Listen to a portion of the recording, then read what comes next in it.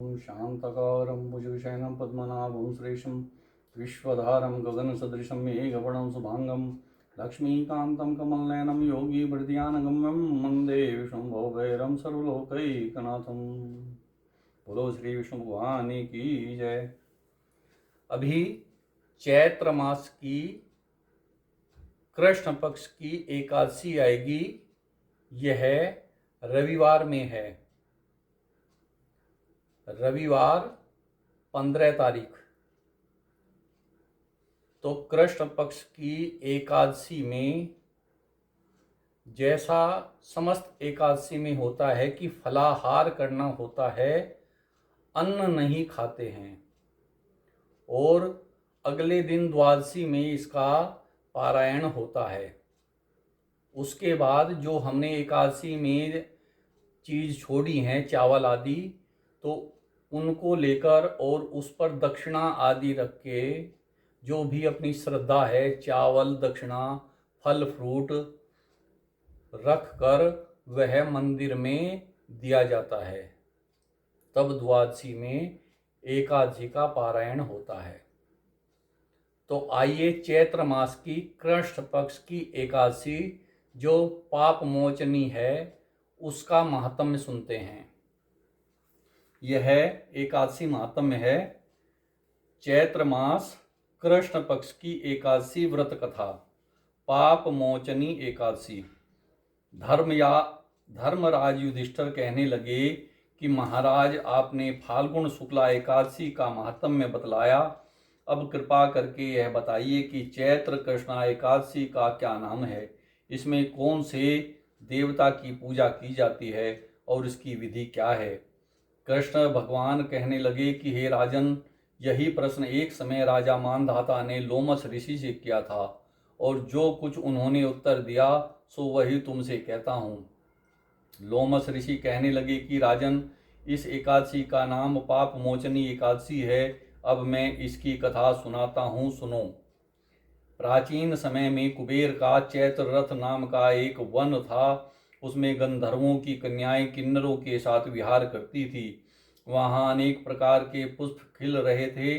उसी वन में अनेक ऋषि तपस्या करते थे। स्वयं इंद्र भी चैत्र और वैशाख मास में देवताओं के सहित वहाँ आकर क्रीड़ा किया करते थे। वहीं अपने आश्रम में मेधावी नाम के एक ऋषि भी तपस्या में संलग्न थे। वे शिव के भक्त थे। एक समय मंजू घोषा नाम की अप्सरा ने उनको मोहित करने का विचार किया।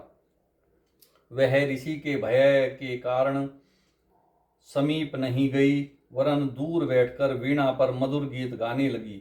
उस समय कामदेव ने भी मेधावी ऋषि को जीतने की चेष्टा की। उन्होंने उस सुंदर अप्सरा के भू को धनुष, कटाक्ष की डोरी, नेत्रों को धनुष की लचक, कुचों को कुरी बनाकर मंजू घोषा को सेनापति बनाया। उस समय मेधावी ऋषि भी युवा और हृष्टपुष्ट थे, साथ ही यज्ञोपवीत तथा दंड धारण किए हुए ब्रह्म तेज से युक्त थे। मंजू घोषा ऐसे सुंदर ऋषि को देखकर उनकी सुंदरता पर मुग्ध हो गई और अपने गीत, चूड़ियों और नुपुरों की झंकार तथा नृत्य कला द्वारा हाव भाव दिखाकर मुनि को रिझाने लगी।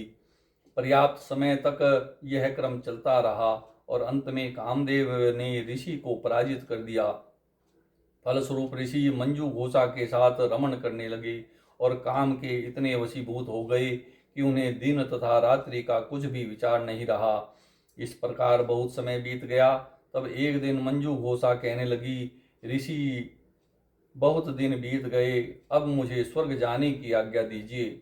मुनि ने कहा, आज इसी संध्या को तो आई हो, प्रातःकाल होने तक चली जाना। मुनि के ऐसे वचन सुनकर अप्सरा कुछ समय तक और रुकी। अंत में उसने पुनः मुनि से विदा मांगी तो मुनि कहने लगे कि अभी तो आधी रात ही हुई है। अप्सरा ने कहा कि महाराज, आपकी रात तो बहुत लंबी है, इसका क्या परिणाम है। मुझे यहाँ पर आए कई वर्ष बीत गए। उस अप्सरा की यह बात सुनकर मुनि को समय का ज्ञान हुआ, तो विचार करने लगे कि इस अप्सरा के साथ रमण करते हुए हमको 57 वर्ष और 9 महीना 3 दिन बीत गए। तब वह उनको काल के समान प्रतीत हुई। अत्यंत क्रोधित होने पर मुनि की आंखों से ज्वाला उत्पन्न होने लगी। वे कहने लगे कि मेरी कठिन परिश्रम से एकत्र की गई तपस्या को तूने नष्ट कर दिया है। तू महापापिनी और दुराचारिणी है, तुझे धिक्कार है। तूने मेरे साथ घात किया है, इसलिए तू मेरे श्राप से पिशाचिनी हो जा। मुनि के श्राप से मंजू घोषा तत्क्षण पिशाचिनी हो गई और भयभीत होकर मुनि से प्रार्थना करने लगी कि महाराज, इस श्राप का किस प्रकार निवारण होगा। अप्सरा के ऐसे दीन वचन सुनकर मुनि बोले, हे दुष्टे, यद्यपि तूने मेरा बहुत अनिष्ट किया है, परंतु फिर भी मैं तुझे श्राप से छूटने का उपाय बतलाता हूँ। चैत्र मास के कृष्ण पक्ष की एकादशी का नाम पाप मोचनी है और यह सब प्रकार के पापों का नाश करने वाली है। उसका व्रत करने से पिशाच योनि से मुक्त हो जाएगी। ऐसा कहकर मेधावी ऋषि अपने पिता च्यवन ऋषि के आश्रम में चले गए। मेधावी को देखकर च्यवन ऋषि कहने लगे कि अरे पुत्र, तूने ऐसा क्या किया जिससे तेरा सारा पुण्य क्षीण हो गया। मेधावी कहने लगे कि पिताजी, मैंने अप्सरा के साथ रमण करके घोर पाप किया है। अब आप इस पाप से छूटने का प्रायश्चित मुझे बतलाइए। तब च्यवन ऋषि कहने लगे कि हे पुत्र, चैत्र मास के कृष्ण पक्ष की पाप मोचनी एकादशी का व्रत करने से सब पापों का नाश हो जाता है, इसलिए तुम इस व्रत को करो। पिता की आज्ञा पाकर मेधावी ऋषि ने भी इस व्रत को किया, जिससे उनके सब पाप नष्ट हो गए और वे पवित्र हो गए। उधर मंजू घोषा भी व्रत के प्रभाव से पिशाच योनि से छूटकर दिव्य देह धारण करके स्वर्ग को चली गई। लोमस ऋषि कहने लगी कि हे राजन, पाप मोचनी एकादशी के व्रत को करने से सब पाप नष्ट हो जाते हैं। इस कथा को पढ़ने या सुनने से 1000 गोदान का फल प्राप्त होता है तथा व्रत से ब्रह्म हत्या, गर्भपात, बाल हत्या, सुरापान, स्त्री से प्रसंग आदि सब पाप नष्ट हो जाते हैं। बोलो श्री विष्णु भगवान की जय। तो इस प्रकार यह चैत्र मास की कृष्ण पक्ष की पाप मोचनी एकादशी का महात्म्य है। जो भी व्यक्ति इसे पढ़ता या सुनता है, उसके पाप नष्ट होते हैं और उसे मोक्ष की प्राप्ति होती है। बोलो श्री कृष्ण भगवान की जय।